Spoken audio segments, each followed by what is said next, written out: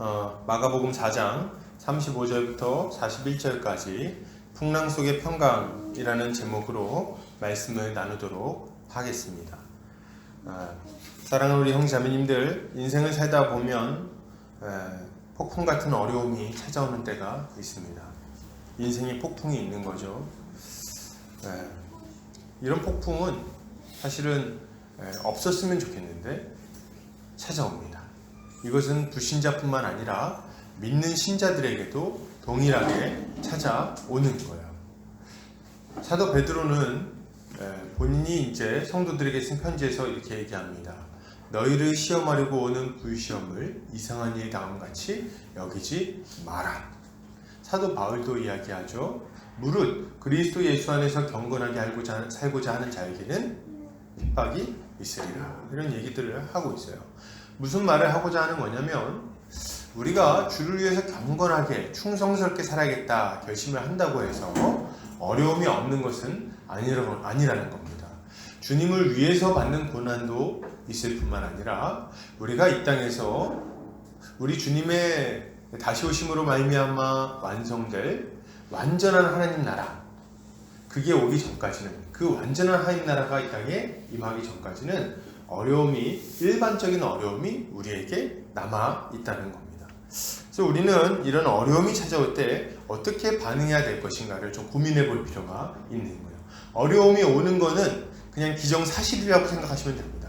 내가 예수를 잘 믿었으니까 어려움이 찾아오는 것은 비정상이야, 이렇게 생각하면 안 된다는 거죠. 어떤 분들은 예수 믿으면 예수 잘 믿으면 감기도 안 걸리고 사고도 안 나고 교통사고 한번 접촉사고 한번 안 나고 잘 살 것처럼 얘기하시는 분들이 있는데 그것은 거짓말입니다. 그렇지 않아요. 성경에 나와 있는 많은 인물들도 보면 그들이 원하든 원치 않든 고난 속에서 살아갔던 것을 보게 됩니다. 심지어는 신실하게 주님을 따라 살아갔던 자들에게도 어려움이 있었던 것은 마찬가지예요. 그러니까 우리에게 필요한 것은 어떻게 어려움을 당하지 않을 것인가가 아니라 어떻게 어려움을 맞이하고 이 어려움을 뛰어넘을 것인가, 이게 우리가 알아야 되는 중요한 내용이라고 생각합니다. 우리 오늘 본문을 통해서 신자가 이런 어려움 속에서 어떤 태도를 가져야 할지, 어떤 자세로 어떤 삶을 살아가야 할지 함께 생각해 보려고 합니다. 오늘 35절에 보면 그날 저물 때에, 그러니까 예수께서 많은 비유로 하나님 나라의 일을 가르쳐 주신 이후의 이야기임을 알 수가 있죠. 그날 저물 때에 제자들에게 이르시되 우리가 저편으로 건너가자 하시니, 그러니까 이 게네사렛 호숫가 이쪽 편에서 말씀을 가르치시다가 넘어서 건너편 쪽으로 이제 가고 계시는 걸 알 수가 있습니다. 그쪽은 어느 지방이냐면 이제 거라사 지방입니다. 그 거라사 지방으로 우리 주님이 배를 타고 넘어가시는 거예요. 아니 무슨 호수인데 배를 타고 넘어가는가 생각하실 수도 있는데, 이 게네사렛 호수라는 곳이, 갈릴리 호수가 조그마한 호수가 아닙니다. 무슨 백운 호수 이런 거 생각하시면 안 돼요. 거기 딱 보면 바다같이 느껴집니다. 어마어마하게 커요, 호수가. 그래서 거기는 파도가 칩니다. 파도가 칠 정도로, 저기 수평선이 보일 정도로 굉장히 큰 호수가요. 그래서 그 호수를 건너가려면은 큰 배가 필요했고, 그 배를 타고 건너가는 와중에 여러 가지 바다에서 겪을 법한 어려움을 겪기도 하는 거죠. 이제 예수님의 말씀에 따라서 제자들이 배를 탑니다. 제자들뿐만 아니라 주변에 예수님을 따르고자 하는 많은 다른 배들도 같이 건너갔던 것 같아요.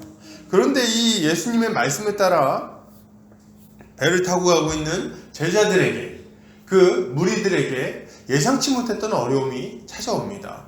37절 같이 한번 읽어볼까요? 자, 시작.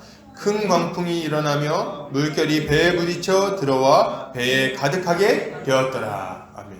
이게 무슨 말이에요? 지금 제자들은 예수님의 말씀에 따라서 배를 탔고 예수님이 가고자 하는 방향을 향해서 배를 몰았습니다. 그러면은 우리가 기대하기로는 뭘 기대하게 됩니까? 잔잔한 바다, 따뜻한 바람, 주변을 막 그냥 헤엄치는 물고기떼, 그런 걸 좀 이렇게 꿈꾸지 않습니까? 돌고래가 막 이렇게 탁탁 뛰면서 말이죠. 그래서 막 이렇게 우리의 앞길을 좀 축복해주는 그런 항해를 기대하게 되어 있는 거죠. 하늘에는 그냥 은하수가 막 반짝반짝거리고 거기서 이제 예수님이 이렇게 뭐 얘기하시면 좋아하면서 이렇게 가는 걸 기대할 텐데 전혀 예기치 않았던 상황이 발생하는 거예요. 뭡니까? 예수님 말씀대로 다 따랐는데도 불구하고 큰 광풍이 일어나며 물결이 배에 부딪혀 들어왔다. 그래서 배에 가득하게 되었다. 이렇게 얘기를 하는 거예요. 그러니까 이게 여기서 얘기하는 이 광풍은요, 미칠 광자의 바람풍자입니다. 무슨 말입니까? 미친 바람이 불어오는 거예요. 그래서 아주 완전히 배를 뒤집어 엎을 정도의 큰 바람이 지금 이 사람들을 덮치고 있는 거죠. 여기서 우리가 한 가지 중요한 사실을 알 수 있는데 그게 뭡니까? 우리가 예수님 말씀대로 순종하며 살아도 어려움이 찾아올 수 있다는 겁니다. 이걸 우리가 먼저 좀 알 필요가 있어요. 자, 어찌하든지 간에 제자들이 이제 이 바람을 만났는데 이 광풍이 어찌나 심했던지 아주 본문에 보면은 물이 배에 들어와 가득하게 될 정도로 아주 큰 바람이었습니다. 배가 잠기게 될 지경이었어요. 여러분, 제자들은 지금 죽음의 위협을 느끼고 예수님한테 막 달려옵니다. 그거 어떻게 알 수가 있죠? 제자들이 굉장히 심각하게 이 상황을 여겼어요. 제자들이 예수님한테 와서 뭐라고 말하는지 보십시오. 38절에 뭐라고 말합니까? 선생님이여, 우리가 죽게 된 것을 돌보지 아니하시나이까 하니. 그러니까 지금 이 제자들의 반응은 이 바람이 보통 바람이 아니라는 것을 딱 알게 해줘요. 제자들 중에 대다수는 직업이 뭡니까? 어부예요. 그러니까 물에 익숙한 사람들입니다. 그러니까 우리가 막 바람 불 때 무서워 이렇게 할 때 이 사람들은 웃으면서 막 이렇게 키도 올리고 막 이렇게 하는 사람들이라는 거예요. 근데 지금 이 사람들이 손을 다 놓고 예수님한테 달려가서 우리가 지금 죽게 생겼습니다 얘기할 정도면은 판단이 딱 선 거예요. 지금 바람이 부는데 이게 보통 바람이 아니고 이거 이대로 있으면은 배가 가라앉는다. 제자들이 아무것도 안 하고 있다가 예수님 쫓아간 게 아닙니다. 자기들이 가지고 있는 지식과 자신들이 가지고 있는 경험, 자신들이 가지고 있는 모든 것을 다 동원해서 배가 가라앉지 않고 제대로 갈 수 있도록 애를 쓰던 상황이었던 거예요. 근데 그럼에도 불구하고 어떻습니까? 그럼에도 불구하고 이 배가 회생할 가능성이 보이지 않는 거예요. 그래서 물결이 막 검은 물이, 제가 이제 사실은 그런 파도를 만나본 경험이 없는데 영화 같은 거 보면 파도가 치기 시작하면 얼마나 무섭습니까? 타이타닉 이런 거 봐도 막 시꺼먼 물이 이렇게 막 올라오잖아요. 밤이니까. 그래서 이렇게 막 퍽 치는데 막 안경 날아가고 정신이 없는 거죠. 막 우당탕 넘어지기도 하고 물건 던져 막 물건 갖다 던지고 그런데도 이제 배가 막 기우뚱기우뚱하죠. 막 끼끼끼 하면서 막 이렇게 하는 거죠. 그래서 물이 들어와가지고 바닥에 막 가득한 거예요. 바닥에 가득하다는 건 배는 원래 평형수라 그래서 밑에 어느 정도의 균형을 맞춰주는 물이 있습니다. 그 이상 한참 들어온다는 거예요. 그래서 배가 균형을 잡지 못하고 넘어가 버리는 상황이 막 지금 되고 있는 겁니다. 그래서 물을 퍼낼 수가 없는 그런 상황인 거예요. 그래서 예수님한테 막 달려왔다. 굉장히 무서운 상황이죠. 제가 이제 저는 이런 배를 타서 이런 경험을 해본 적은 없고 서울랜드에서 바이킹 탈 때 비슷한 경험을 해본 적이 있습니다. 서울랜드 옛날 얘기인데 제가 고등학생 때인가요? 중학생 때인가요? 거기 킹바이킹이라고 있었어요. 킹바이킹. 아주 큰 바이킹이었죠. 근데 이 바이킹을 탔는데 세상에 이 안전바가 배까지 안 닿는 거예요. 약간 주먹 하나 정도 뜨는 겁니다. 근데 이 바이킹이 다 올라가는데 몸이 뜨는 거예요. 이렇게 엉덩이가. 이게 월미도 바이킹이 이러던가요? 저는 고소공포증이 약간 있기 때문에 못 견디겠더라고요. 그래서 막 그걸 부여하고 막 소리 지르고 이제 내렸어요. 그걸 막 몇 번 타고서는 내렸는데 팔이 안 풀리는 거예요. 쥐가 나가지고. 너무 세게 붙들었더니 얼마나 이게 무서웠던지 말이죠. 근데 지금 제자들은 안전바 없는 바이킹을 타고 있는 겁니다. 안전바 없는 거, 이 사람 붙들 게 없는 거예요. 막 배가 막 이렇게 올라갔다가 막 떨어지는데 이게 이렇게 궤도를 따라서 움직입니까? 이렇게 떨어졌다 저렇게 떨어졌다 막 그러면 불이 들어와도 막 숨을 못 쉬겠고 이런 상황인 거죠. 얼마나 무섭습니까? 이게 곧 죽겠다 이런 생각을 하는 거죠. 여러분, 근데 우리의 인생 가운데 찾아오는 어려움들은 종종 우리에게 이런 느낌을 줍니다. 무슨 말입니까? 이거 곧 죽겠는데? 이거 망하겠는데? 이런 느낌을 받는 거예요. 어디 들어오세요? 거기 신발 벗는 곳이 아니에요. 네. 그러세요. 우리 귀여운 아이와 또 우리 희정자매가 왔어요. 다시 계속해서 집중해서 우리 보도록 하겠습니다. 자, 그래서 막 지금 우리 인생 가운데 찾아오는 어려움들은 만만치가 않습니다. 뭐 우리가 생각하는 것처럼 아유 그까짓 거 그냥 딱 버티고 말지 뭐 응? 어려움이 한두 번 당하나 그냥 잘 버티고 잘 지혜롭게 이겨내야지 얘기할 수 없는 상황들이 있다는 거예요. 돈에 문제가 생겼는데 이 돈을 갚으려고 평소에 쓰던 대로 여기저기서 돈을 빌려봤는데 돈 나올 구멍이 없어요. 그리고 그래가지고 회사가 이제 막 기울어지는 상황이 되는 겁니다. 회사가 기울어지는 상황이 되는데 그러다 보니까 사람들이 더 달려드는 거예요. 옛날 같은 돈을 빌려주던 사람들도 그런 상황이 되면 돈을 안 빌려줍니다. 와가지고 더 돈을 가져가려고 하는 거죠.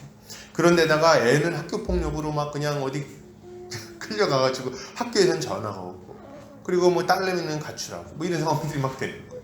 거기다 어떻게 됩니까? 그런 상황 가운데 막 이제 뭐 여러 가지 병에도 걸리고 막 이러면서 고통을 당하게 되는 거죠. 제가 뭐 이렇게 얘기를 하다 보면은 제 주변에서 이렇게 봤던 여러 가지 것들, 제가 경험했던 여러 가지 일들이 생각이 납니다. 저희 가정도 뭐 이렇게 어려운 일을 많이 경험했었어요. 그죠? 그래서 이제 뭐 빚도 져봤고, 그리고 뭐 이렇게 아버지가 쓰러져도 보시고 그렇게 하셨어요. 여러 가지 일들이 많이 있었습니다. 그때 굉장히 좀 두려운 마음이 많이 들었던 게 생각이 나요. 어느 날 갑자기 막 전화가 와가지고 막 이제 빚독촉하는 전화 받고 했던 거 생각나고, 아버지께서 이제 어느 날 갑자기 쓰러지셔가지고 이제 병원에 가셨던 것도 생각이 나고, 이제 그런 일들이 막 다가올 때 이게 답이 없는 거예요. 이거 지금 이렇게 되면 우리 인생 망하는 거 아닌가? 우리 인생이 찾아오는 어려움들이 이런 두려움을 준다는 겁니다. 이러다 망하겠다. 이러다가 인생 실패하는 거 아닌가? 이런 생각들. 그죠? 만만치 않습니다. 내가 계획했던 대로 또 일이 잘 안 풀리고 말이죠. 그런 날들이 많이 있어요. 예수님은 이런 난리통에도 불구하고 뭐하고 계십니까? 우리 인생에 막 이런 어려움이 찾아올 때 우리가 기대하는 거는 예수님이 짜가지장짱짱 슈퍼맨처럼 딱 나타나서 모든 문제를 한순간에 딱 해결해 주시고 야 괜찮아 이렇게 하는 걸 기대하시는데, 근데 우리 예수님 지금 뭐하고 계시나요? 지금 30번째를 보니까 고물에서 베개를 베고 주무시고 계신 거예요. 이게 웬일입니까? 예수님 이렇게 주무십니까? 지금 상황에서. 주님은 알아서 제자들을 도와주지 않으시는 거예요. 여러분, 문제가 생기고 곧바로 해결되는 게 아니라는 말을 지금 하는 겁니다. 제자들은 꽤 긴 시간 동안 풍랑 속에서 두려움에 떨어야만 했던 거예요. 세상에.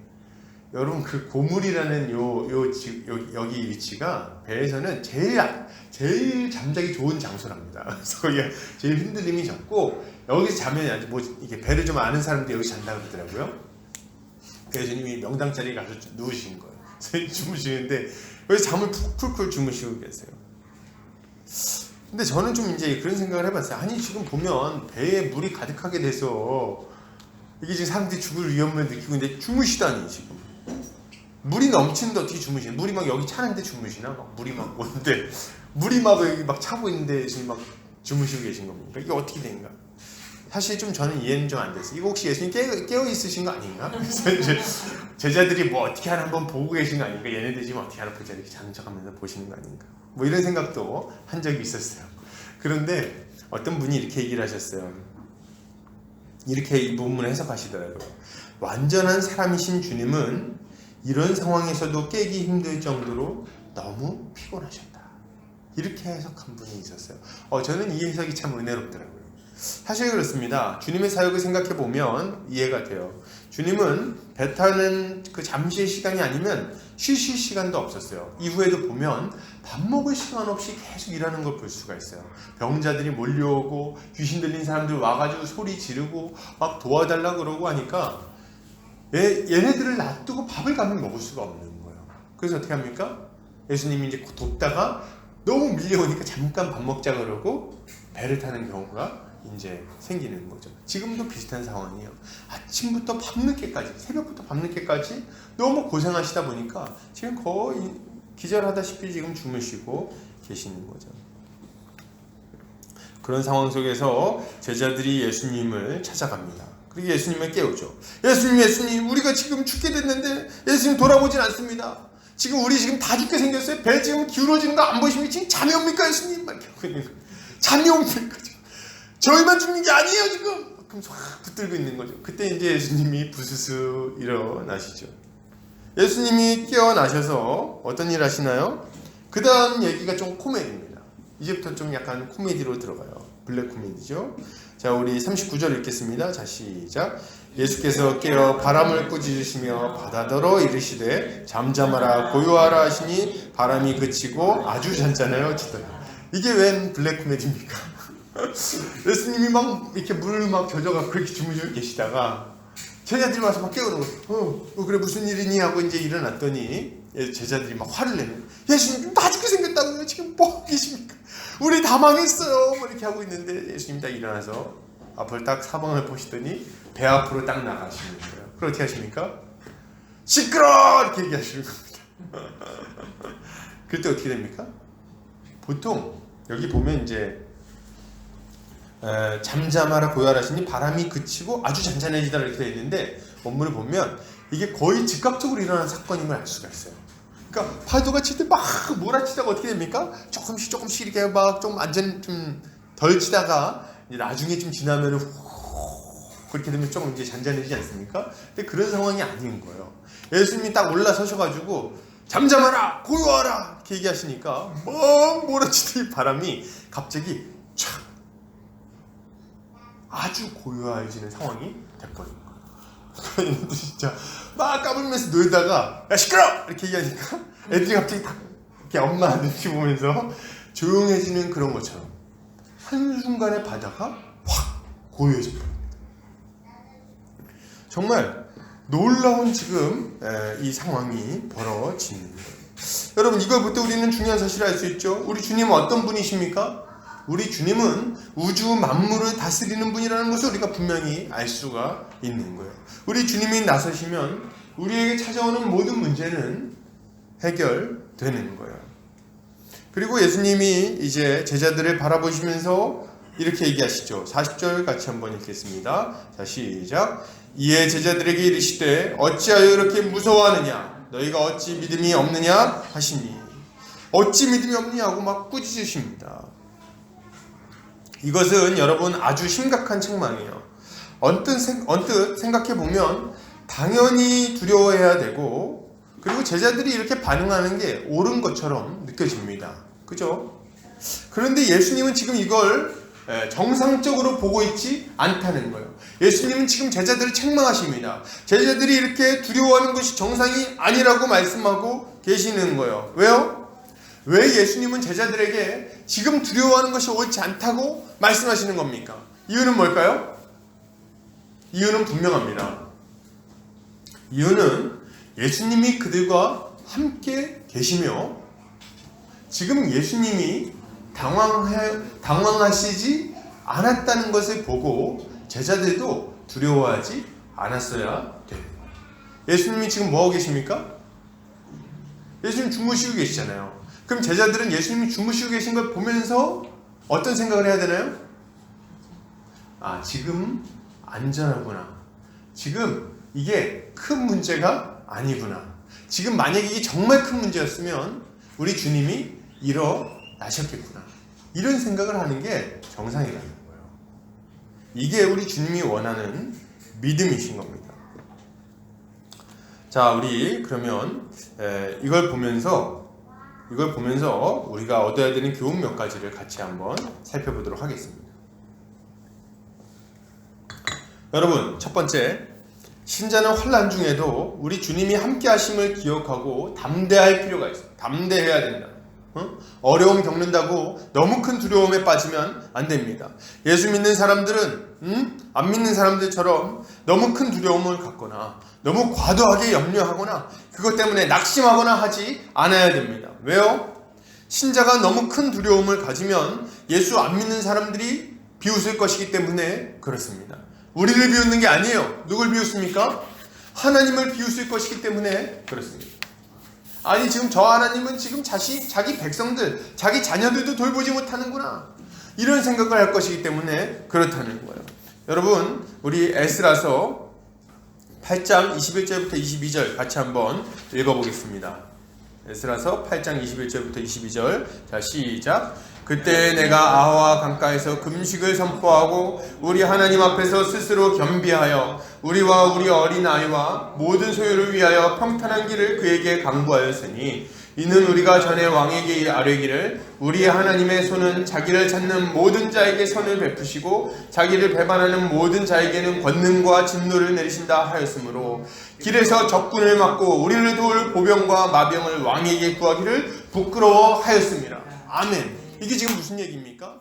지금 이스라엘이 저 아수르 제국에, 저 바벨론 제국의 포로로 잡혀 있어요.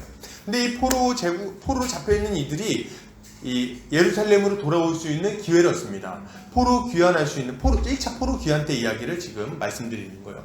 첫 번째 이 포로 귀환 때 에스라가 백성들을 데리고 이제 예루살렘으로 오려고 하는데, 이 에스라가 평소에 이 왕한테 뭐라고 얘기했냐면, 우리 하나님은 천지의 주제이시고 모든 만물을 다스리신다. 어떤 강단 적도 이 하나님보다 더 강한 자는 없다. 우리 하나님이 우리를 보호하시기 때문에 우리는 완전히 안전하다. 이런 얘기를 많이 한 거예요. 그런데 지금 이제 예루살렘으로 돌아오려고 그러는데 어떻습니까? 거기 수백 킬로미터 떨어져 있는 데예요. 그리고 많은 재물을 가지고 넘어오는 상황인 겁니다. 사람도 많았고 그리고 재물도 많았어요. 그럼 중간중간에 여러 가지 위협들이 있을 거 아니에요. 이방 민족들의 위협과 강도의 위협과 이런 것들이 잔뜩 있을 거 아닙니까?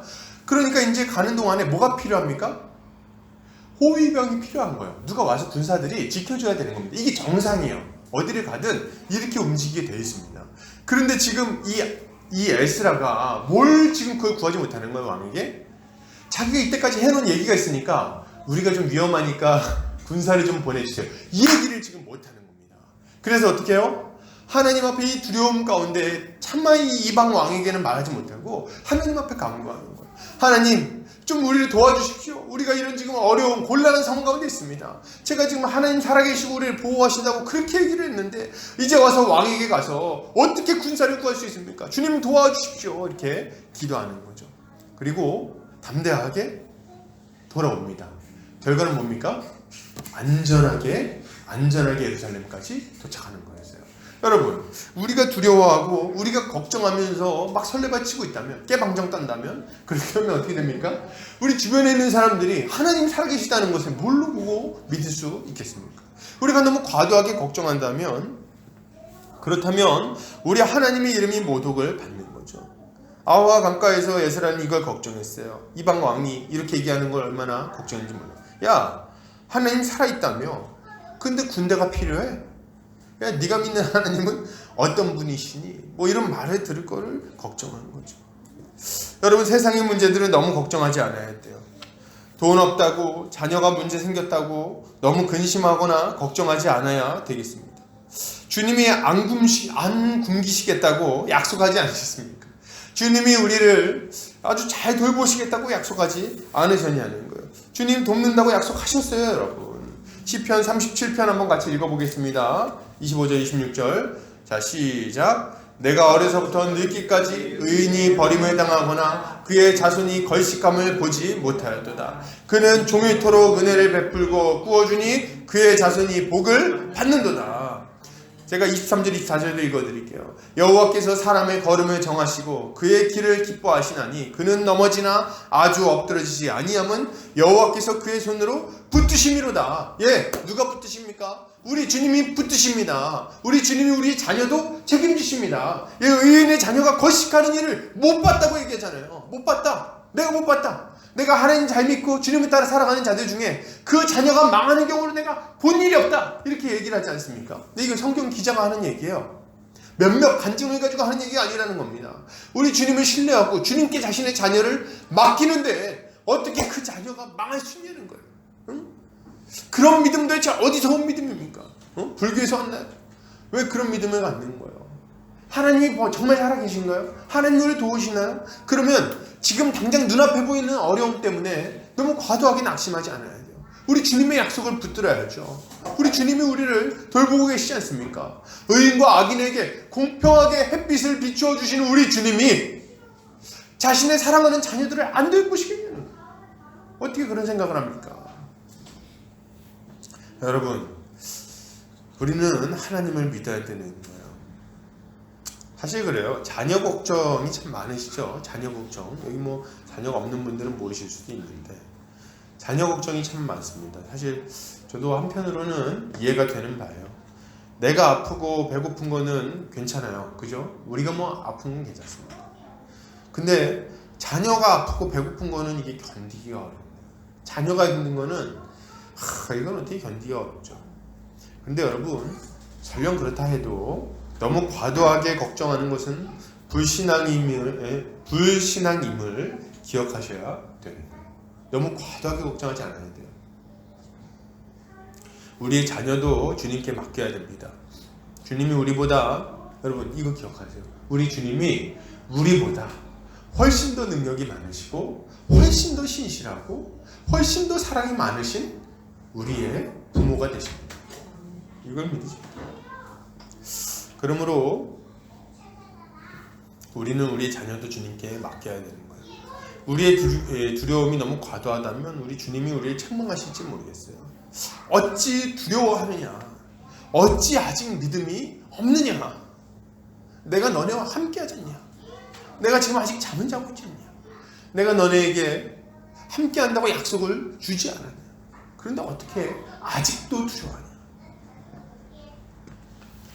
여러분, 자, 그렇다면 제자들이 가져야 되는 마땅한 반응은 뭡니까, 여러분? 지금 풍랑이 막 일고 바람이 일어가지고 배가 막 잠길 지경이 되고 물이 막 들어오고 이때 제자들은 어떻게 했어야 됩니까? 어떻게 하긴요? 예수님이 옆에 가서 자야 되는 거예요. 잠을 자야 되는 거죠. 뭐 이상한 얘기가 아닙니다, 여러분. 여러분, 베드로는 잠을 잡니다. 여기서는 잠을 못 자잖아요. 베드로가 나중엔 잠을 잡니다. 우리 사도행전 한번 볼까요? 사도행전 12장 6절 7절 같이 한번 읽어보겠습니다. 자, 시작. 헤롯이 잡아내려고 하는 그 전날 밤에 베드로가 두 군인 틈에서 쇠사슬에 매어 누워 자는데 파수꾼들이 문 밖에서 옥을 지키더니 호련히 주의 사자가 나타나매 옥중에 광채가 빛나며 또 베드로의 옆구리를 쳐 깨워 이르되 급히 일어나라 하니 쇠사슬이 그 손에서 벗어지더라. 여러분, 지금 이 상황이 어떤 건지를 아셔야 돼요. 이게 너무 웃기는 상황이에요. 하나도 안 웃기지만 그러나 웃긴 상황이에요. 여러분, 이 사도행전 12장 1절부터 지금 5절까지는 어떤 내용이냐면 헤롯 왕이, 그때 있는 헤롯 왕이 손을 들어서 교회 중에 몇 사람을 해야 합니다. 그래서 요한의 형제 야고보, 예수님의 제자를 칼로 죽여요. 유대인들이 이 일을 막 기뻐합니다. 그러니까 어떻게 하죠? 이 헤롯이 더 인기를 얻으려고 베드로를 잡아 가둡니다. 그리고 6월절 후에 백성 앞에 끌어내어 죽이려고 마음을 먹고 있는 거예요. 이에 베드로는 옥에 갇혔고 교회는 그를 위하여 간절히 하나님께 기도하는 상황이 벌어진 겁니다. 이런 상황 속에서 이런 상황이면 이제 어떤 상황인가요? 지금 이게 감옥에 갇혀있잖아요. 쇠사슬에 매어서. 그러면은 이제 내일 아침이 되면 이제 끌어내는 거예요. 베드로 나와! 그럼 끌려나가서 목이 잘려 죽는 상황인 겁니다. 여러분, 그럼 잠이 와요, 안 와요? 잠이 옵니까, 안 옵니까? 안 오죠. 잠이 어떻게 옵니까? 사형수들의 그 수기를 읽어보면은 사형수들이 죽기 전에 너무 큰 고통을 당한다는 거예요. 근데 어떤 고통이냐면 밖에서 면회했다는 소식만 들으면 막 덜덜 떠는 거예요. 이렇게. 막 정신을 못 차리는 거예요. 그래서 이제 가가지고 이제 가면 이제 그 면회소로 가는 길이 있고 딱 중간에 갈림길이 있답니다. 면회소로 가는 길이 있고 사형장으로 가는 길이 있는 거예요. 근데 거기서 면회소로 가면 어휴, 그래서 이제 살았다 하는 거의 사람이 정신이 나간다 그러더라고요. 그러니까 잠을 못 자는 거예요. 손이 축축하고 항상. 근데 말이죠, 지금 베드로가 그 상황인 겁니다. 바로 며칠 전에 자기 형제 야고보가 죽었어요. 목이 베어 죽었어요. 그거 봤어. 근데 그 상황에서 자기가 갇혔네. 쇠사슬에 묶여가지고 이제 있는 거예요. 얼마나 불편합니까? 이 상황이 막 그냥 붙들고 막 저 같으면 이럴지 모르겠어요. 하나님 살려주세요. 아유, 이게 어떻게 된 겁니까? 막 흔들지, 막 흔들면서 막 그랬을지 모르겠어요. 근데 베드로 뭐 하고 있어요? 잠을 자고 있는 거예요, 지금. 오죽 깊이 잠들었으면 천사가 와서 옆구리를 칩니다. 야, 너 좀 잘 때가 아니야. 옆구리를 발로 찰 정도로 깊이 잠들었어요. 흔들었을 정도가 아닌 거죠. 깊이 잠들었어요. 무슨 말입니까? 베드로는 지금 이 감옥 속에서 두꺼운 쇠사슬에 묶여있는 상황 속에서도 도무지 빼앗을 수 없는 평강을 지금 누리고 있었다는 거예요. 그 배 위에서는 설레발 치면서 예수님 붙들고 우리 죽게 됐는데 돌아보지 않습니까? 막 이랬던 이 베드로가 지금 이 예수님의 그 부활과 그분의 승기, 올라가심, 그것을 목격하고 성령을 받은 이후에는, 즉 예수 그리스도로 말미암아 거듭난 이후에는 더 이상 두려움에 사로잡히지 않았다는 거예요. 예수 십자가 복음을 굳게 믿들고 그걸 믿고 어떻게 살아갑니까? 어려움 가운데서도, 죽음의 위협 앞에서도 평강을 누렸다는 거예요.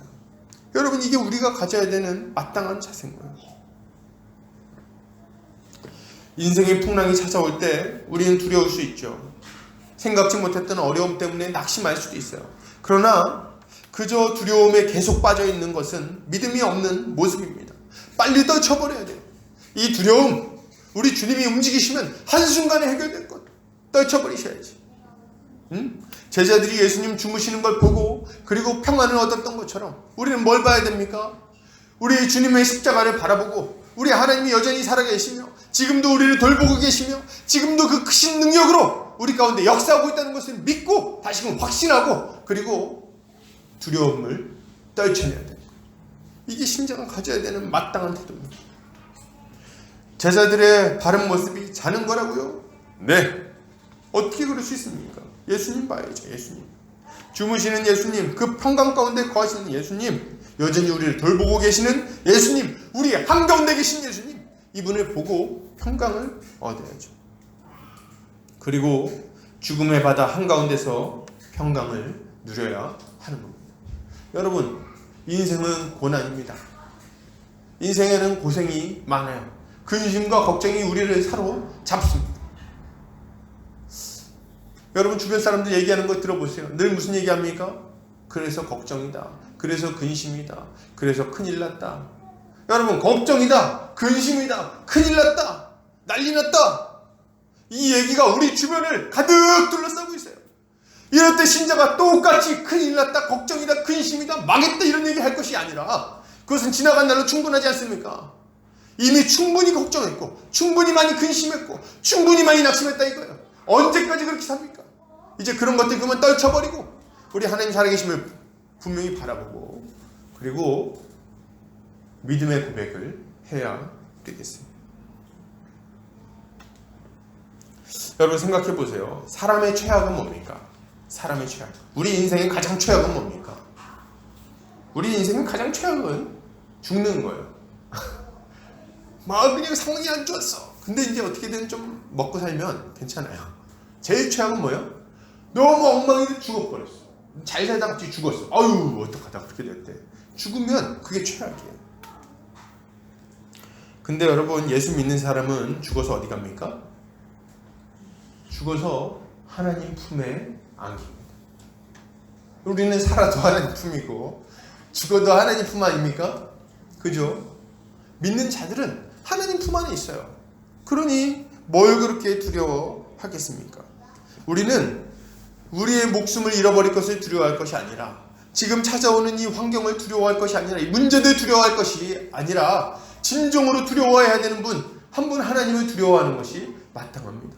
우리 마태복음 10장 28절 같이 읽겠습니다. 자, 시작. 몸은 죽여도 영혼은 능히 죽이지 못하는 자들을 두려워하지 말고 오직 몸과 영혼은 능히 지옥에 멸하실 수 있는 이를 두려워하라. 예, 우리가 지금 사소한 일들로 말미암아 두려움에 빠지는 이유는 뭡니까? 정작 진짜 두려워해야 할 분을 두려워하지 않기 때문에 그렇습니다. 우리가 진짜 두려워해야 될 분은 한 분밖에 없어요. 누굽니까? 전능하신 하나님, 온 우주를 창조하시고 우리를 통치하고 계시는 두려우신 심판자, 그분을 두려워해야 됩니다. 그분을 두려워할 때 우리는 사소한 일들을 두려워하지 않을 수 있는 거예요. 이런 믿음을 갖는 우리 성도님들 되시기를 바랍니다. 자, 그렇다면 우리는 어떻게 이런 믿음을 가질 수 있을까요? 오늘 제자들의 모습을 좀 보겠습니다.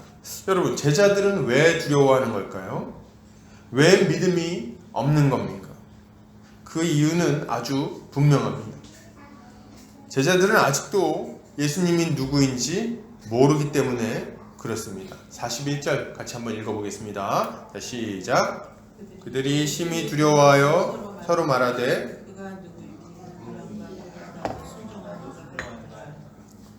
무슨 말입니까?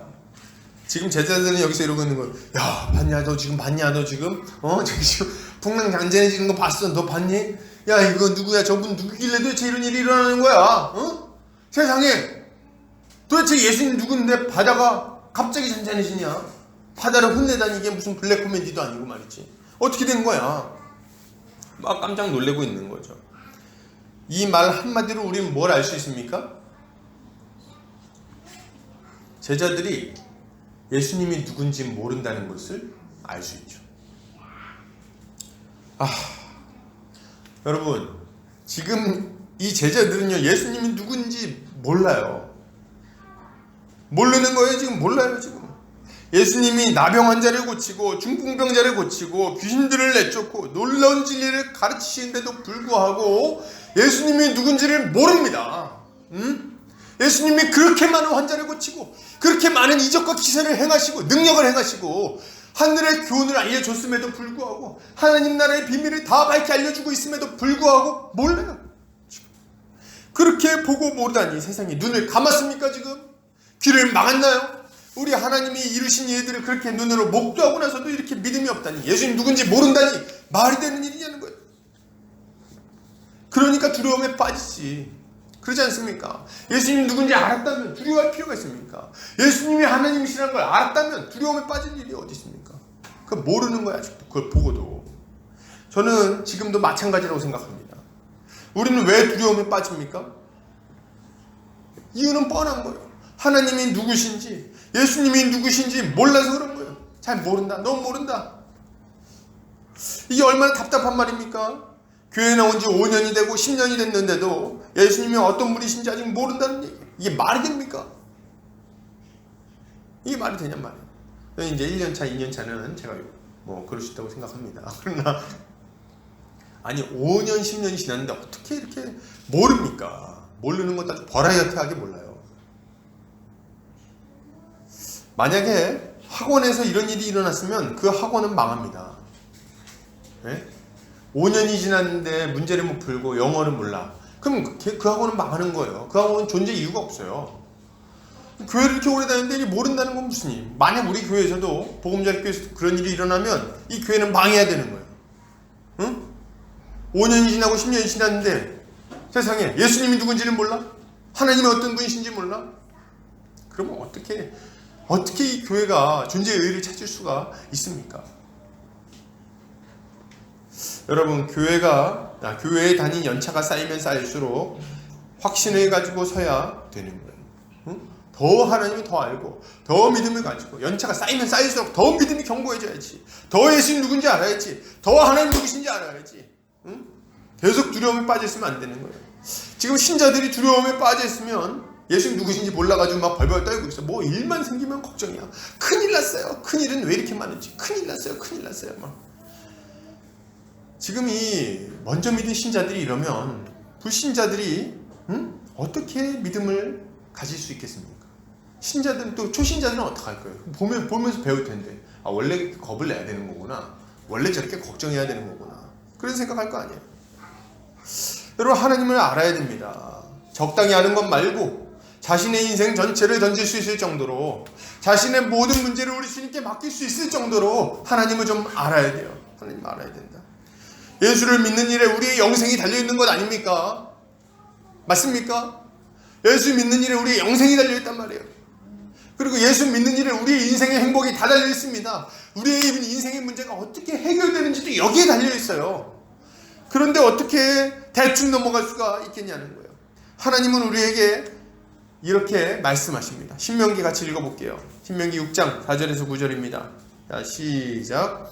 이스라엘아 들으라. 우리 하나님 여호와는 오직 유일한 여호와시니 너는 마음을 다하고 뜻을 다하고 힘을 다하여 내 하나님 여호와를 사랑하라. 오늘 내가 내게 명하는 이 말씀을 너는 마음에 새기고 내 자녀에게 부지런히 가르치며 집에 앉았을 때든지 길을 갈 때든지 누워있을 때든지 일어날 때든지 이 말씀에 강론할 것이며 너는 또 그것을 내 손목에 메어 기호를 삼으며 내 미간에 붙여 표를 삼고 또 내 집 문서주와 바깥문에 기록할지니라. 이게 무슨 말입니까? 앉으나 서나 하나님 가르치라는 거예요. 응? 어린아이가 자라서 청소년이 되고 그리고 청년이 될 때까지 계속 말씀을 가르치라는 겁니다. 말씀을 배우면 인생이 달라집니다. 말씀을 배우면 하나님 의뢰하는 법, 하나님 의지하는 법, 하나님 능력으로 승리하는 법을 배우게 되는 거예요. 이걸 배우지 않으면 어떻게 인생을 살아갑니까? 어려운 일 한두 개도 아니고. 일일이 다 도와줄 거예요, 그거를. 나중에 나이 들어서까지. 그거 어떻게 도와줍니까? 나중에 나이 들면 우리는 몸이 약해지고 돕는 데는 한계가 생기게 될 텐데. 하나님을 알도록 해야 되는 거죠. 예, 자녀만요? 아니, 우리도 하나님 누구신지 알아야 되는 거예요. 우리는 예수님이 누구신지 알 때 두려워하지 않고 믿음으로 살아갈 수 있는 거예요. 디모데후서 1장 7절 같이 한번 읽어 보겠습니다. 자, 시작. 하나님이 우리에게 주신 것은 두려워하는 마음이 아니요 오직 능력과 사랑과 절제하는 마음이니. 예, 하나님을 알면 두려움이 사라집니다. 두려워하는 마음을 주지 않으셨어요. 예수를 알면 평강이 찾아옵니다. 그리고 이 지식을 기초로 믿음의 능력, 말씀의 능력을 경험해야 되는 거죠. 여러분, 그저 말씀을 듣고 아는 것을 넘어서 순종에서 오는 경험적인 알을 좀 가져야 되겠어요. 경험적인 알을 가져야 돼요. 삶 속에서 은혜를, 이 말씀의 능력을 경험해야 된다는 말입니다. 시편 34편 6절에서 8절 같이 한번 읽어볼까요? 자, 시작. 이 공고한 자가 부르짖음에 여호와께서 들으시고 그의 모든 환난에서 구원하셨도다. 여호와의 천사가 주를 경외하는 자를 둘러 진치고 그들을 건지시는도다. 너희는 여호와의 선하심을 맛보아 알지어다. 그에게 피하는 자는 복이 있도다. 너희는 여호와의 선하심을 맛보아 알지어다. 이렇게 얘기하지 않습니까? 맛보아 알지어다. 맛을 좀 봐야 돼. 맛을 봐야 맛을 알지. 그죠? 저는 예전에 이제 저희 아내가 입사람이 예성이를 가졌을 때 참 하나님의 그 돌보심을 새삼 생각하게 된 계기가 하나 있었습니다. 뭐였냐면 교회를 이제 옮긴 지 얼마 안 돼가지고 교회 수요 예배를 가야 되는데 곧 11월에 옮겼어요. 근데 11월에 출산했지 않습니까? 그러니까 이제 아기 날 때가 가까이 온 거예요. 근데 집에 아기 엄마를 놔두고 혼자서 가는 게 너무 걱정이 되는 거예요.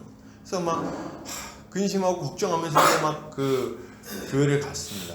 교회를 가서 이제 사역을 하는데 예배를 드리려고 앉았는데 너무 걱정이 되는 거예요. 이거 어떡하나. 지금 혹시라도 뭐 일 터지면 내가 좀 가야 될 텐데 지금 여기서 1시간 거리인데 이거 어떡하나. 이제 그러고 있었습니다. 그러고 있는데 하나님이 저한테 이런 마음을 주셨어요. 막 걱정하고 있는 거죠. 참 목사지만 걱정 근심이 가득한 거예요. 어떡하지 이렇게 하고 있는데 하나님이 저한테 이런 마음을 딱 주시더라고요. 야, 종현아, 나는 내일 할 테니까 너는 네 일 해라. 이런 마음을 딱 주시더라고요. 나는 내일 할 테니까 너는 네 일 해라. 걱정하지 말고. 그리고 어떤 환상을 딱 보여주셨는데 제가 이런 거 원래 잘 강조하고 있는 사람 아닌데 그래도 이럴 때 한번 얘기하려고 환상을 딱 보여주시는데 딱 집이 보이는 거예요. 그때 제가 이제 좁은 아파트에 살고 있을 텐데 우리 아내가 있는 곳을 딱 비춰주는 거예요. 근데 아내가 있는 곳을 비춰주는데 아내가 안 보이는 거예요. 왜 안 보였을까요? 천사들이 팩팩하게 둘러싸고 있어가지고 아내가 보이지 않는 거예요. 그 사이에 있어서 제가 그걸 보고 우리 순복음 아닙니다 저는. 근데 그걸 보고 마음에 얼마나 감사함이 넘쳤는지. 그 말씀이 저한테 아직도 생각이 나요. 야, 종현아, 나는 내일 할 테니까 너는 네 일 해라. 너무 기가 막힌 말씀 아닙니까? 우리 하나님은 하나님의 일을 하십니다. 그러니까 걱정하지 않아야 돼요. 여러분, 이런 지식은 견고합니다. 이런 경험은 흔들리지 않는 거예요. 하나님의 신실하심에 대한 경험은 쉬이 흔들리지 않아요.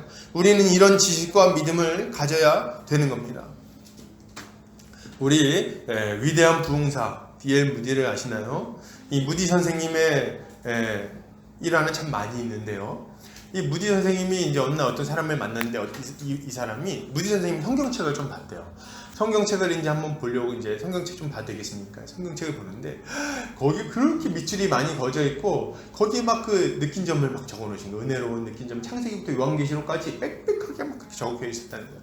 근데 보면서 좀 궁금한 게 하나 생겼어요. 뭡니까? 성경책에 보니까 이런 게 너무 많이 적혀 있는 거예요. T, P.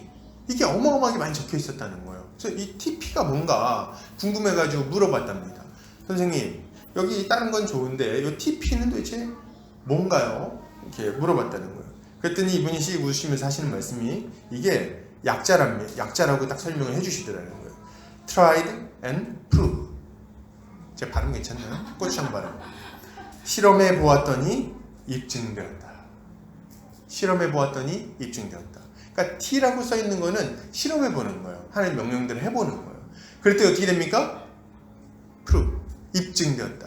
말씀대로 하니까 정말 그렇더라. 이거를 성경책에 빽빽하게 그걸 막 적어놓는 거예요. 하나님 말씀대로 했더니 정말 그렇더라. 정말 그렇더라. 여러분, 이 하나님의 말씀을 경험한 자들은, 이 의의 말씀을 경험한 자들은 쉽게 흔들리지 않습니다. 어려움이 찾아올 때 이겨낼 수 있는 거예요. 그래, 이런 어려움 우리 하나님 말씀대로 하면 이겨낼 수 있지. 우리 하나님 돌보고 계시지. 넘어지지 않지. 이걸 분명히 경험해야 되는 거죠. 이게 우리한테 필요한 믿음인 거예요. 그래도 두려움이 찾아오면 어떻게 해야 됩니까? 제자들이 유일하게 잘한 것은 위기의 순간에 예수님을 찾는 거예요. 예수님을 붙들고 나중에 혼났지만 어찌하든지 간에 막 살려달라고 부르시는 거, 이거 하나 잘했어요. 제가 볼 때 이거 하나 잘했다. 다소간의 책망을 받더라도 우리 주님은 제자들의 부르짖음을 외면하지 않으십니다. 외면 안 하세요. 주님은 도우십니다. 평강을 주세요. 이들을 깜짝 놀라게 만드십니다. 주님이 주무시는 것 같이 느껴질 때가 있죠. 우리 인생 가운데. 아니, 우리 주님 뭐 하시나 지금? 지금 이 난리가 벌어졌는데 우리 지금 주무시고 계신 거 아니야 지금? 어디 계신 거예요 도대체? 옆에 계시다면서요. 여러분, 이럴 때 어떻게 해야 됩니까? 기도해야 돼요. 기도해야 돼요. 하나님 도와주십시오. 하나님 저희 좀 돌봐주십시오. 그리고 기도하면서 말씀을 확인해야 됩니다. 다시 말씀을 펼쳐야 돼요.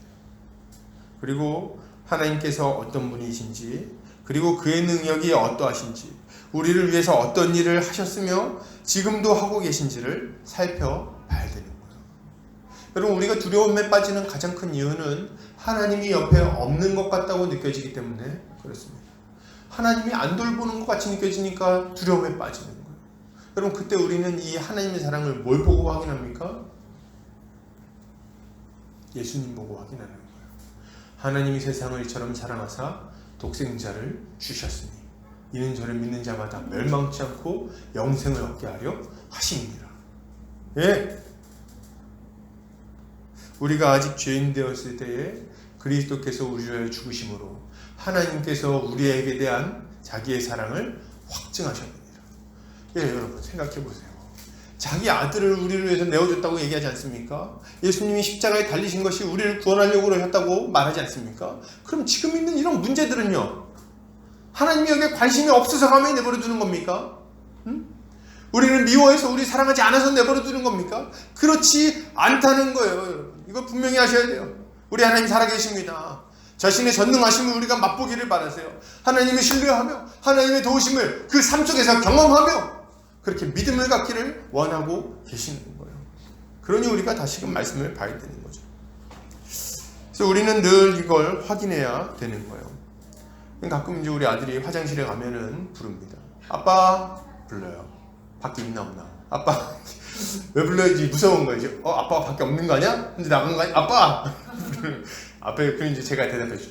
아빠 밖에 있다. 이렇게 얘기를 해줘. 그럼 어떻게 해요? 이렇게 하고 이제 계속 이제 이걸 부르는 거죠. 우리도 비슷하지 않아요? 우리 자꾸 이제 생각하는, 안 계신 거 아니야? 이제 아빠! 이렇게 부르는 거죠. 그러면 이제 하나님이 나 여기 있다. 얘기를 해주시는 거예요. 나 여기 있다. 저는 우리의 신앙생활을 일종의 오픈북 시험이라고 생각합니다. 오픈북 시험. 오픈북 시험은 장점이 하나 있어요. 뭡니까? 모르는 게 나오면 책을 펼쳐볼 수 있습니다. 그리고 답을 찾으면 되는 거예요. 여러분, 우리의 이 답안지, 오픈북 시험의 그 북은 어디 있습니까? 열린 책 어디 있습니까? 여기 있습니다. 성경에 우리 인생이 답이 다 나와 있는 거예요. 이런 믿음을 가지시기를 바랍니다. 신자는 결국 어떤 모습을 가져야 될까요? 신자는 환난에 사로잡히지 않고 주를 위해 살기를 애써야 되겠습니다. 여러분, 예수를 믿지 않으십니까? 여러분, 영생이 있음을 듣지 않았습니까? 언제까지 자기 문제만 놓고 걱정하고 고민하며 살 수는 없는 노릇이야. 계속 자기 문제에만 사로잡혀 있는 것은 너무 소모적인 일입니다. 우리 언제까지 불안해하고 신세한탄하면서 인생 보내겠습니까? 우리가 천년만년 살 수 있는 것도 아니고, 그죠? 천년만년 살 수 있습니까? 아니잖아요. 그리고 천년만년 살 수 있는 것뿐만 없는 것뿐만 아니라 우리가 근심한다고 해서 걱정한다고 해서 문제가 해결되는 것도 또 아닙니다. 그러니까 거기에 사로잡혀 있는 건 참 어리석은 일인 거죠. 여러분, 인생의 허무함을 선포하던 전도서 기자는 이렇게 권면합니다. 같이 읽어볼까요? 전도서 12장 1절. 자, 시작. 너는 청년의 때에 너의 창조주를 기억하라. 곧 공고한 날이 이르기 전에 나는 아무 낙이 없다고 할 해들이 가깝기 전에 해와 빛과 달과 별들이 어둡기 전에 비 뒤에 구름이 다시 일어나기 전에 그리하라. 너는 청년의 때에 너의 창조주를 기억하라. 여러분, 이게 전도서 기자가 하는 말 아닙니까? 여러분, 전도서 1장부터 11장까지 다 무슨 얘기입니까? 이런 얘기야. 인생은 헛되고 헛되며 헛되고 헛되니 모든 것이 헛되도다. 해 아래서 수고하는 모든 것이 헛되다. 아무리 열심히 해봐라, 그것이 다 어느 순간에 사라져버리고 말 것이다. 많은 부를 쌓는 것들, 그것도 의미 없다. 다른 사람이 가져가서 사용해버리게 될 것이다. 네가 많이 쌓는다고 해도 네가 다 사용하지도 못한다, 이 얘기죠. 네가 놀라운 일들을 막 열심히 해봐라. 큰 사업을 일으켜가지고 큰 일들을 이뤄봐라. 댐을 쌓고, 건물을 짓고, 사람들이 살만하게 밭을 많이 만들고, 이런 것들을 아무리 해봐라. 이것도 다 쓸데없는 일이니 네 다음에 왕이 될 자가 이것을 다 망쳐버리면 어떻게 할 것이냐. 이런 얘기들로 가득해요. 11장까지 이렇게 쭉 허무함을 얘기하고 나서 12장 1절에서 뭐라고 얘기하는 겁니까? 하나님 없는 인생의 허무함이 이러한 것이니 너는 너희 청년의 때에 너희 창조주를 기억해라. 이렇게 얘기하는 거예요. 너희 창조주를 기억해라. 인생이 이렇게 허무한데 언제까지 허무한 것들 붙들고 그 순식간에 사라질 것들의 인생을 다 사용하겠느냐. 근심 걱정하며 뭐 먹을지, 뭐 마실지, 어디에 살지, 뭐 입고 살지 걱정하며 언제까지 그렇게 살겠느냐. 이제 그런 인생 그만 살고 너에게 아직 힘이 있을 때, 너에게 아직 시간이 남아있을 때 너의 창조주를 기억해라. 이게 전도자의 권면이죠. 우리는 이 권면에 귀를 기울일 필요가 있어요. 여기 귀를 기울여야 돼요. 이 지혜로운 말에 귀를 기울여야 됩니다. 중고등학생 때는 여러분 진짜 재밌는 게 애기들도 걱정이 있어요. 그렇지 않습니까? 유치원 애들도 얘보다 얘가 아주 더 애기 때 했던 이런 기억이 나요. 한 5살 때인가요? 기억할지 모르겠는데 집사람이 마루에서 같이 있는데 이렇게 인생 피곤하다 이렇게 얘기하고 5살짜리가 인생이 피곤하다는 거예요. 그래, 네가 참 인생의 진리를 아는구나. 인생 피곤하다 이렇게 그러더라고요. 인생이 피곤하죠. 5살짜리도. 근데 이제 유치원 가면 유치원 더 피곤합니다. 제가 요새 저는 사실 보진 못했는데 무슨 프로그램 있더라고요. 애기들 유치원 생활하는 거. 거기 보면 애들도 막 그냥 거기 적응해가지고 나이 첫 사회생활인가요? 거기 막 거기서 적응해가지고 거기서 어떻게 살아남으려고 막 애를 쓰는 거예요. 애들도 힘들어요. 그래서 걱정이, 얘가 나랑 안 놀아주면 어떡하지? 이런 걱정이 가득한 거예요. 내가 이거 편지 줬는데 얘가 안 받으면 어떡하지? 이런 걱정들. 근심 걱정이 막 있습니다. 초등학생 때는요 또 있어요. 중학생 때는요 대학 걱정. 고등학생 때도. 대학에서는 취업 걱정. 취업하면 결혼 걱정. 결혼하면 생활 걱정. 애 낳으면 애 걱정. 애 장가 보내면 노후 걱정. 걱정. 그럼 걱정할 게 없어서 걱정하지 말라는 게 아니에요. 인생에 걱정할 게 너무 많아서 그래요. 너무 많아. 걱정이 한번 사로잡히면요 빠져나올 수가 없어요. 언제까지 걱정합니까? 걱정만 하다가 인생 다 허비할 겁니까? 지금 예수 안 믿고 죽어가는 사람이 우리나라에만 4천만 명입니다. 여러분. 4천만 명이 넘어요. 믿는 자들 안에서도 복음을 모르는 이들이 얼마나 많은지 몰라요. 신천지는 또 왜 이렇게 많습니까? 그래서 신천지 2만이씩 곧 죽게 생겼는데 말이죠. 너무 많아. 응? 북한에 있는 동포들이 예수 이름도 들어보지 못하고 죽어가고 있죠. 중국의 13억 인구가 예수님 모릅니다. 응? 중앙아시아와 중동과 이스라엘, 이 이슬람 국가들이 예수 이름 한번 듣지 못하고 죽어가고 있어요. 아프리카의 어린이들이 쓰레기 더미 속에서 굶어 죽어가고 있다는 거예요. 여러분, 이 상황이 이렇게 우리가 이거 다 건질 수는 없지만, 다 고칠 수는 없지만, 상황이 이 지경인데 언제까지 우리 걱정만 하면 삽니까? 언제까지? 예? 지금 먹고 살만하지 않습니까? 와이셔츠 입고 넥타이 메고 여기 딱 서가지고 지금 잘 얘기하고, 뭐 밥이 뭐 배불리 고기도 뭐 가끔씩 먹고, 김치 먹고 살고 말이죠. 우리가 다 먹고 살지 않습니까? 근데 언제까지? 애들 다 유치원 보내고 말이죠. 살지 않습니까? 뭐 우리가 걱정을 아예 안 할 수는 없어요. 근데 걱정하는데 거기 매몰돼 버리는 건 문제예요. 그 걱정하다가 인생 다 시간 낭비하면 얼마나 아까운 일입니까? 여러분, 예수 믿는 사람이 걱정할 거 다 하고 자기 인생 즐길 거 다 즐기면 주님 일 못합니다. 언제 주님 일 할 거예요? 내 인생 걱정도 적당히 해야 되겠습니다. 우리 인생은 누구 겁니까? 네, 주님 거예요. 우리 주님이 값을 주고 사신 바 되었습니다. 그러니 우리 주님이 알아서 사용하시겠죠. 우리 주님이 알아서 사용하시겠죠. 그러니 너무 걱정하지 마세요. 내 인생 어떡하나 이 걱정이 될 때는 탁 마음을 탁 털어버리세요. 이렇게 얘기하세요. 에휴, 내 자식 고생하나 하나님 자식 고생하지. 이런 생각, 아주 멋진 생각 아닙니까? 하나님 자식 고생해요. 이렇게 하면서 이제 버티세요. 이제 우리는 걱정을 그만하기로 결단해야 됩니다. 오히려 주님 일에 더 힘써야 되겠어요. 전능하신 하나님을 매주 고백하지 않습니까? 일용할 양식 주시는 하나님을 매일 고백하지 않습니까? 그러니 이제 결단해야 돼요. 어떻게 해요? 걱정 안 하겠다. 그리고 걱정할 시간에 주님 일 더 하기로 결단해야 되겠습니다. 사도 바울은 자신의 마지막 편지에서 이렇게 권면합니다. 읽어볼까요? 디모데후서 4장 2절. 시작.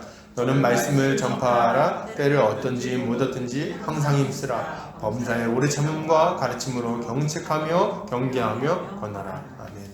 왜 우리에게 맡겨진 남은 시간들을 아주 가치 있게 써야겠어요. 물론 우리가 전도하는 것만 가치 있다는 얘기를 하려는 건 아닙니다. 우리가 이 땅에서 하나님 믿고 이 땅을 경작하고 다스리며 사랑하는 것도 가치 있는 일이에요.